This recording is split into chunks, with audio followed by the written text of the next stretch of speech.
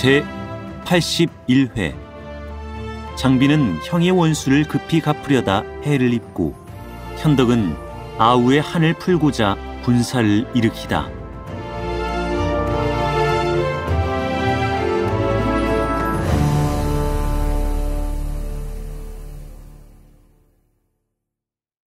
이때 선주가 동우를 정벌할 군사를 일으키려 하니 조운이 나서서 간한다. 국적은 바로 조조이고 손권은 아니옵니다. 이제 조비가 한해 천하를 찬탈함에 천인이 다 공노하는 터입니다. 폐하께서는 빨리 관중을 도모하시되 군사를 위수 상류에 주둔시켜 놓고 역적을 토벌하신다면 관동에 뜻있는 선비들이 반드시 양식을 싸가지고 말을 달려서 폐하의 군사를 맞을 것이옵니다. 만약에 위를 버려두고 동호에 쳐들어갔다가 싸움이 붙고 보면 쉽게 수습을 못할 것이오니 바라옵건대 폐하께서는 이를 살피시옵소서. 손권이 짐의 아우를 해쳤고 또한 부사인과 미방이며 반장과 마충이 모두 짐에 이가 갈리는 원수들이라 그 살을 씹어 삼키고 일족을 다 멸해야만 한이 풀리겠는데 경은 어찌하여 막는가? 국적에 대한 원한은 공의없고 형제의 원수는 사이오니 바라옵건대 천하를 중의하시옵소서. 짐이 아우의 원수를 갚지 못한다면 비록 만리강산을 가졌기로 대체 무슨 귀한 것이 있겠는가? 현덕은 조운이 가난한 말을 듣지 않고 영을 내려서 동호 청벌군을 일으키고 또한 5개로 사신을 보내 번병 5만 명을 부탁하게 하며 한편으로는 낭중에 사람을 보내 장비의 벼슬을 높여 거기 장군 사해 교위 서향후 겸 낭중목으로 삼았다. 사신은 조서를 받들고 떠났다. 한편 장비는 낭중에서 관공이 동우에게 죽었다는 소식을 듣고 밤낮으로 통곡하니 피눈물이 옷깃을 다 적셔놓는다. 여러 장수는 그의 마음을 풀어주려고 술을 권해보았다. 그런데 술에 취하면 더욱 노해서 장상 장하에 조금이라도 비위에 거슬리기만 하면 매질을 냈다. 그 중에는 매를 너무 맞아서 죽는 자까지도 적지 않게 있는 형편이었다. 그는 매일같이 눈을 부릅뜨고 남쪽을 노려보며 이를 북북 깔고 목이 터지게 통곡했다. 어느 날 문득 칙사가 내려왔다는 말을 듣고 황망이 나가서 영접해드렸다. 천자의 조서를 받들어 보고 장비는 북향하여 4번 절하고 벼슬을 받은 다음 연석을 마련해 칙사를 대접했다. 석상에서 장비가 사신에게 물었다. 형님이 해를 입은 원한이 바다처럼 깊은데 조정신하들은 어찌하여 빨리 군사를 일으키라고 상주하지 않는 것이오? 우선 위부터 멸하고 다음에 오를 치시라고 권하는 사람들이 많습니다. 그게 대체 무슨 말이오? 옛날에 우리 세 사람이 돈에서 결의할 때 생사를 같이 하기로 맹세한 터에 이제 불행히 둘째 형님이 중도에 돌아가셨는데 내 어찌 홀로 부귀를 누릴 수 있단 말인가? 내 마땅히 전자를 가서 뵙고 선봉이 되길 정해서 동호를 치고 역적을 생포해서 둘째 형님 영전에 바쳐 지난날의 맹세를 지켜야겠소. 노한 장비는 마침내 사자와 함께 성도를 바라고 길을 떠났다. 이때 선주는 날마다 친히 교장에 나가서 군마를 조련하고 출진 기일을 정한 다음 직접 동호를 치료하고 있었다. 이것을 보고 문무 관료들이 모두 승상부로 가서 공명에게 말했다. 천자께서 대위에 오르신 지 얼마 안 되는데 친히 군사를 거느리고 출정하려 하시니 이는 사직을 중히 여기시는 바가 아닌 듯합니다. 그런데 승상은 나라의 막중한 일을 맡고 계신 몸으로 어찌하여 천자에게 간하지 않으십니까? 내 여러 차례 간곡히 말씀을 올렸지만 끝내 허락하지 않으셨소. 오늘은 그대들이 나를 따라 함께 교장으로 가서 말씀을 올려보십시다. 공명은 백관을 거느리고 천자에게 가서 아뢰었다. 폐하께서 보위에 오르셨으니 만일에 북으로 한해 역적을 치셔서 대의를 천하에 펴려는 것이라면 친히 천자의 육군을 통솔하여 가는 것도 가능하시려니와 단지 오를 치려는 것이라면 일개 상장에게 명의에 군사를 거느리고 가서 치게 하시면 될 것인데 구태여 몸소 가실 일이 무엇이옵니까? 선주는 공명이 그처럼 간곡히 간하자 마침내 마음을 돌렸다. 그런 차에 호련 창비가 왔다고 고한다. 선주는 급히 그를 불러들였다. 장비는 연무청에 이르러 배복하고 선주의 다리를 부여잡고 울었다. 현덕이 따라서 우니 창비가 아랜다. 폐하께서 보위에 올라 인군이 되시자 벌써 도원의 맹세를 잊으셨습니까? 둘째 형님의 원수를 어째서 갚으려 하지 않으십니까? 여러 관원이 간하고 막는 통에 내 감히 경솔하게 동하지 못하고 있는 걸세. 다른 사람이 우리 옛날 맹세를 어떻게 하겠습니까? 만약에 폐하께서 가시지 않는다면 신이 이 몸을 버려 둘째 형님의 원수를 갚겠습니다. 만약에 원수 갚지 못하는 때는 살아서 다시 폐하를 뵙지 않을 작정입니다. 짐도 경과 함께 가겠네. 경은 본부 군사를 거느리고 낭주에서 나가게. 그러면 짐이 정예병을 거느리고 강주로 가겠네. 거기 가서 서로 만나 함께 동호를 쳐서 이 한을 풀기로 하세. 장비가 떠나려 할 때 선주는 탕부했다. 짐이 잘 알거니와 경은 매양 술을 먹은 후에는 성질을 부려 군사들을 매질하고 그런 후에는 그 사람을 다시 좌우에 그대로 두는데 이것은 화를 자초하는 짓일세. 앞으로는 꼭 군사들 너그럽게 대하며 전같이 그러지 말게. 장비는 하직을 고하고 돌아갔다. 그 이튿날이다. 선주가 군사를 정렬시켜 떠나려 하는데 학사 친복이 나와서 아랜다. 폐하께서 만승의 귀하신 몸을 버리시고 한낱 작은 의리를 지키려 하시니 이는 옛 사람들도 취하는 바가 아니옵니다. 바라옵건대 폐하께서는 깊이 살피시옵소서. 운장은 짐과 더불어 한 몸이라 대의가 뚜렷한 터에 어찌 있겠는가. 진복은 땅에 배복한 채 또 아랜다. 폐하께서 신의 말씀을 허락하지 않으니 이를 그르치실까 두렵나이다. 짐이 군사를 일으키려 하는데 네 어찌하여 이렇듯 불길한 말을 하느냐.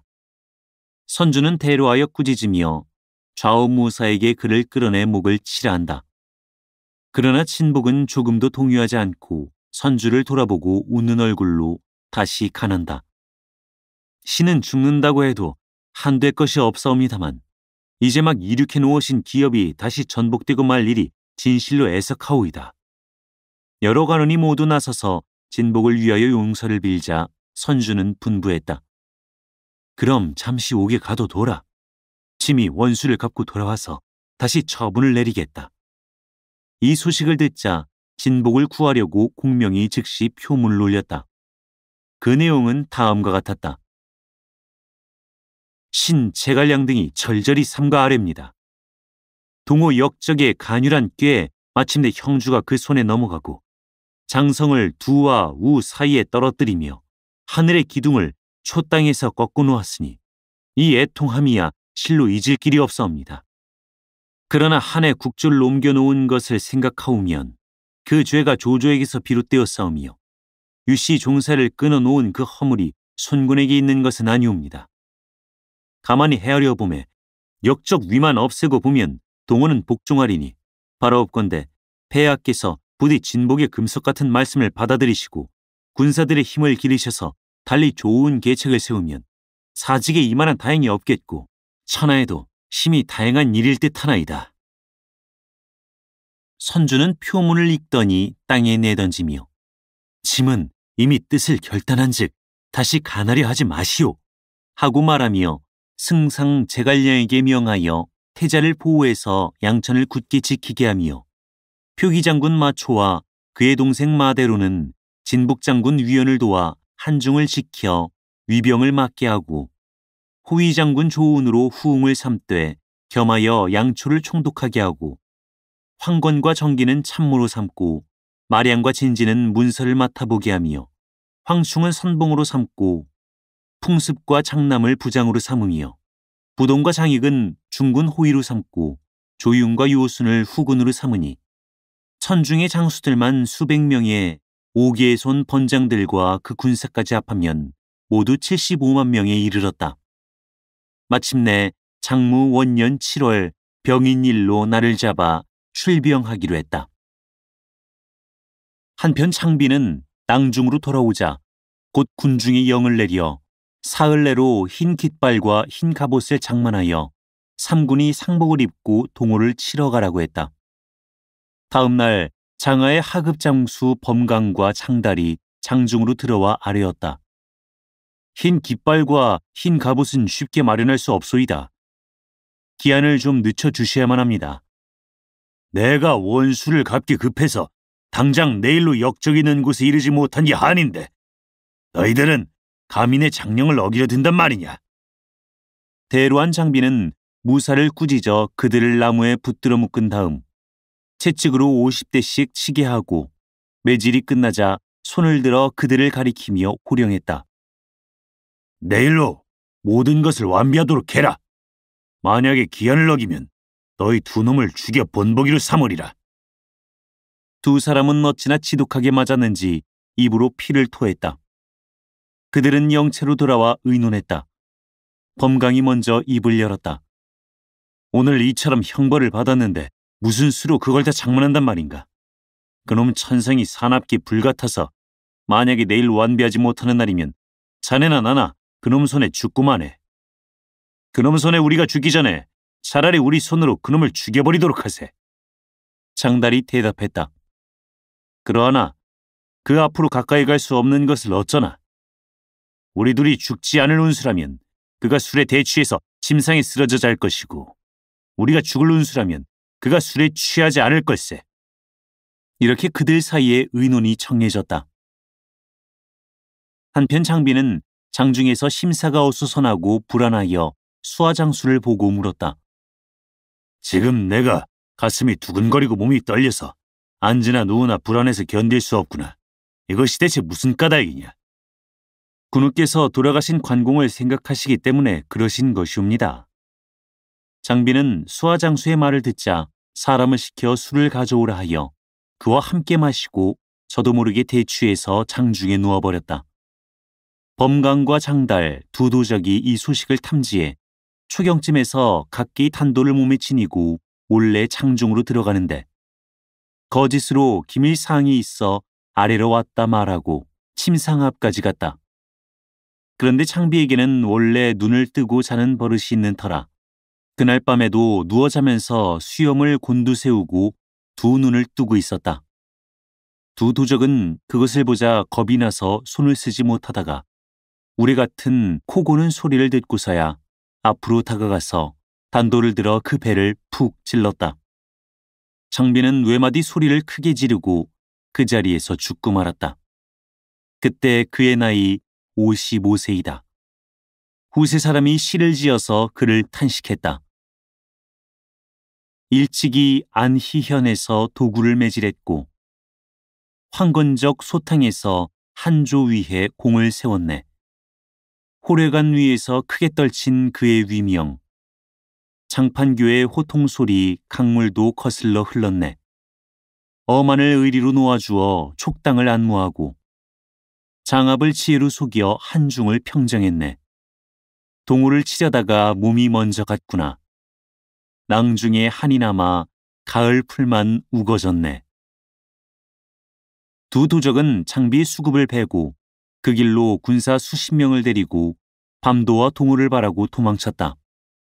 이튿날에야 군중이 알고 군사를 일으켜 뒤쫓았으나 붙들지 못했다.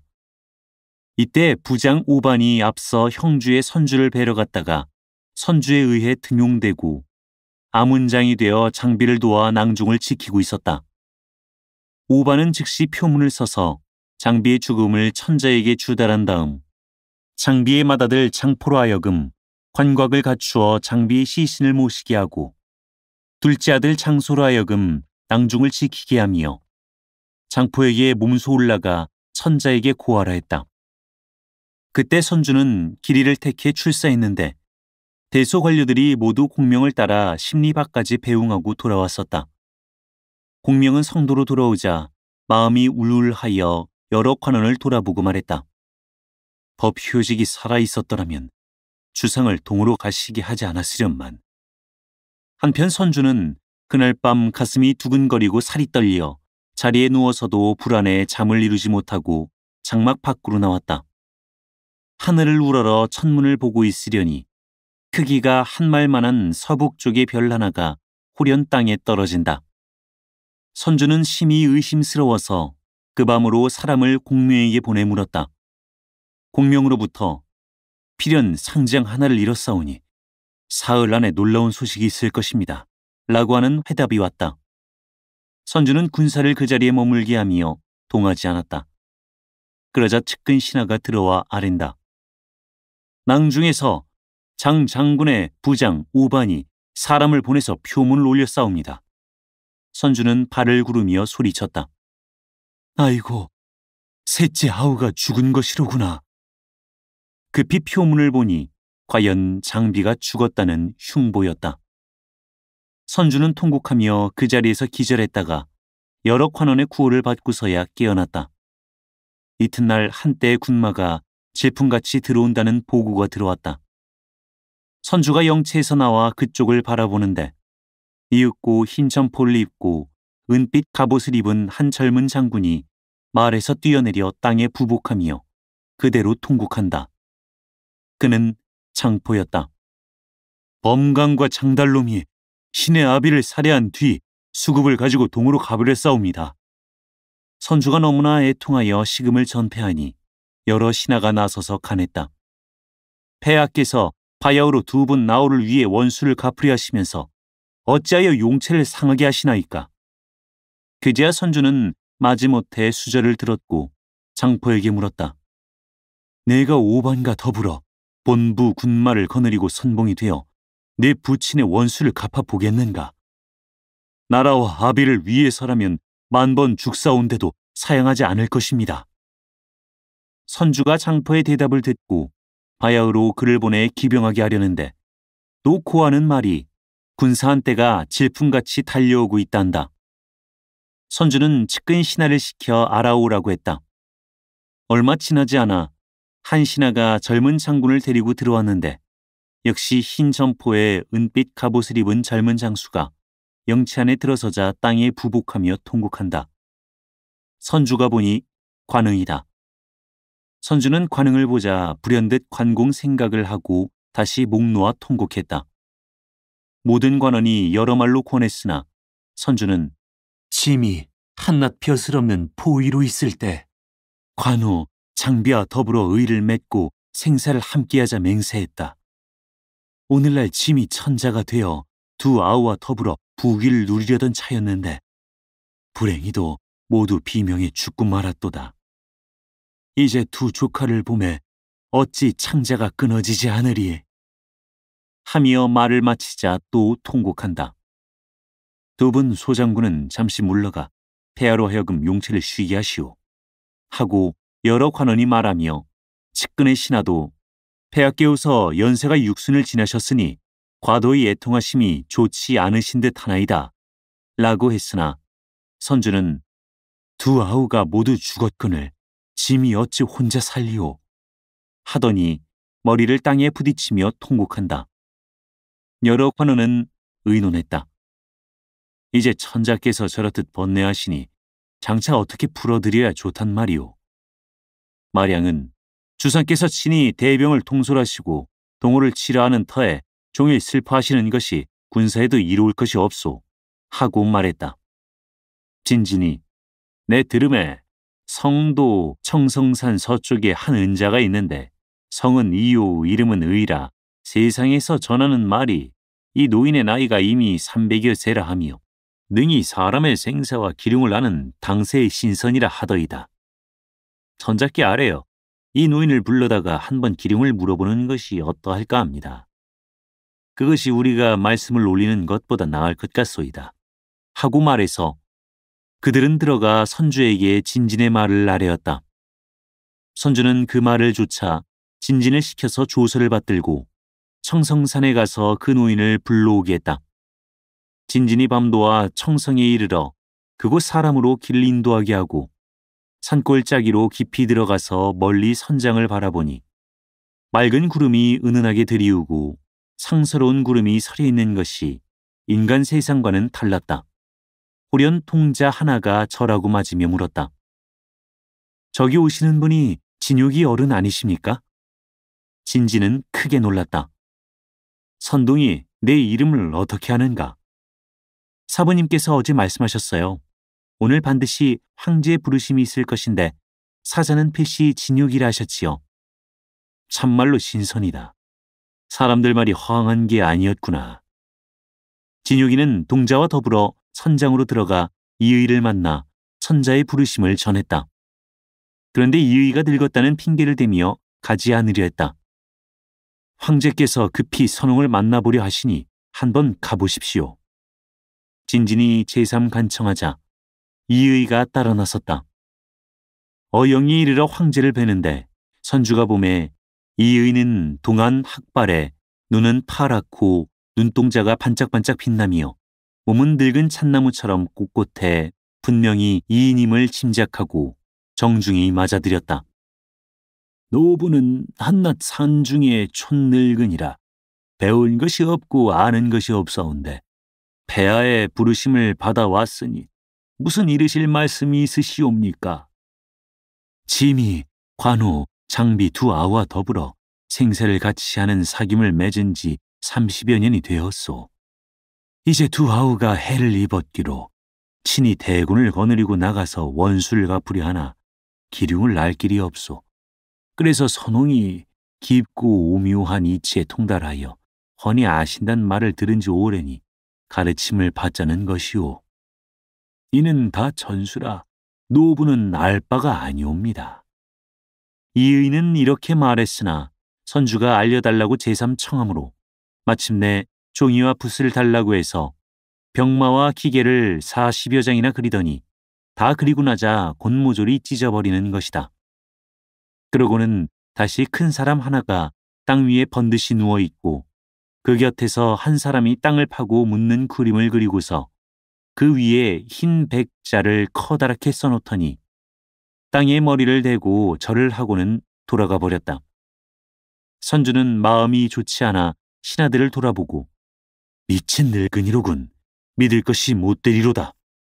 하고는 곧 그림들을 다 불살라 버린 다음 진군하라는 영을 내렸다. 이때 장포가 들어와서 아뢰었다. 5번의 군마가 이미 이르렀습니다. 바라옵건대 소신을 선봉으로 삼아 주시옵소서. 선주는 그 뜻을 기특하게 여기어 선봉인을 내렸다. 장포가 바야흐로 인을 목에 걸려고 하는데 한 젊은 장군이 또 분연히 나온다. 그 인을 나에게 다오. 보니 관응이다. 내 이미 폐하의 명을 받았다. 네가 대체 얼마나 능하기에 감히 선봉에 서려 하는가? 내가 어릴 적부터 무예를 닦아서 활을 쏘면 빗나간 일이 없느니라. 선주가 그들이 다투는 것을 보고 말했다. 짐이 현질들의 무예를 보고 우열을 정하겠다. 장포가 군사를 시켜서 백보 밖에 깃발을 꽂게 하고 홍심 하나를 그린 다음 활에 살을 먹여들고 이어서 세 대를 쏘는데 다 홍심을 꿰뚫었다. 모든 사람이 다 칭찬했다. 관응이 활을 들고 서서 말했다. 홍심을 마치는 것쯤이 무얼 그리 대단한가? 이렇듯 말하고 있을 때 문득 머리 위로 기러기 한 떼가 날아간다. 관응은 기러기를 가리키며 내가 저 세 번째 기러기를 쏘겠다 라고 말하며 깍짓손을 떼니 바로 그가 말한 기러기가 시위 소리에 응해서 떨어졌다. 문무관원들이 일제히 소리치며 갈채를 보냈다. 장포는 대로하여 몸을 날려 말에 올라 부친이 쓰던 장팔점 강모를 꼬나잡고 큰 소리로 외쳤다. 내가 감히 나와 무예를 겨루어 보려 하나? 관응 또한 말에 올라 집에 전에 내려오는 대감도를 휘두르며 말을 몰아나와 마주 소리쳤다. 너만 창을 쓸 줄 알고 난 칼을 쓰지 못할 줄 아느냐? 두 장수가 바야로 칼과 창을 어울리려 하자 선주가 꾸짖었다. 이놈들 무슨 무례한 짓들인가? 관응과 장포는 황망히 말에서 내려 각기 병장기를 버리고 땅에 배복하여 죄를 청했다. 짐이 탁군에서 너희 부친들과 의형제를 맺은 뒤 그 정의가 친동기와 같으니 이제 너희 둘도 역시 형제라 마땅히 한 마음으로 협력해서 함께 부친의 원수를 갚아야 할 터인데 어찌하여 서로 다투어 대의를 이르려 하느냐. 부친이 돌아가신 지 얼마 되지도 않았는데 이렇듯 행동하니 뒷날에는 어떻게 되겠는가? 두 사람이 제삼절하며 엎드려 용서를 구하는데 선주가 물었다. 너희 둘 가운데 누가 나이가 많으냐? 장포가 아뢰었다. 신이 관흥보다 1살 위입니다. 선주가 즉시 관흥에게 명하여 장포에게 절하고 형이라 부르게 하니 둘이 곧 창전에서 화살을 꺾어 길이 서로 도울 것을 맹세했다. 선주는 조서를 내려 오반을 선봉으로 삼고 장포와 관흥으로 어가를 호위하게 한 다음 수륙병진하여 배와 말이 함께 힘찬 기세로 동호를 바라고 지쳐 내려갔다. 한편 범강과 장달은 장비의 수급을 가지고 가서 오후에게 바치고 지난 일을 자세히 고했다. 손권은 그 말을 듣고 그들을 받아들인 다음 백관에게 말했다. 이제 유현덕이 제 위에 올라 정예병 70여만 명을 일으켜 직접 출정한다는데 그 형세가 심히 크니 이를 어쩌면 좋겠는가? 백관이 모두 아연실색해서 서로 얼굴을 쳐다본다. 이때 제갈근이 나서서 아뢰었다. 제가 군우의 녹을 받아온 지 오래건만 보답하올 길이 없었는데 원컨대 남은 목숨을 버려 총나라 인군에게 가서 이해를 따져 그를 달래 두 나라가 화목하게 지내며 함께 조비를 치도록 설득해보겠나이다. 손권은 크게 기뻐하여 곧 제갈근을 사자로 삼아 유현덕에게 가서 그로 하여금 군사를 파하게끔 하라 했다. 싸움을 하면서도 사신왕래는 있는 법. 국난을 말로 푸는 사자의 소임 중하구나. 제갈근의 이번 길이 어찌 될 것인고 다음 회를 보라. 사단법인 올제 제작, 낭독 공준호, 번역 연변인민출판 삼국지 번역팀.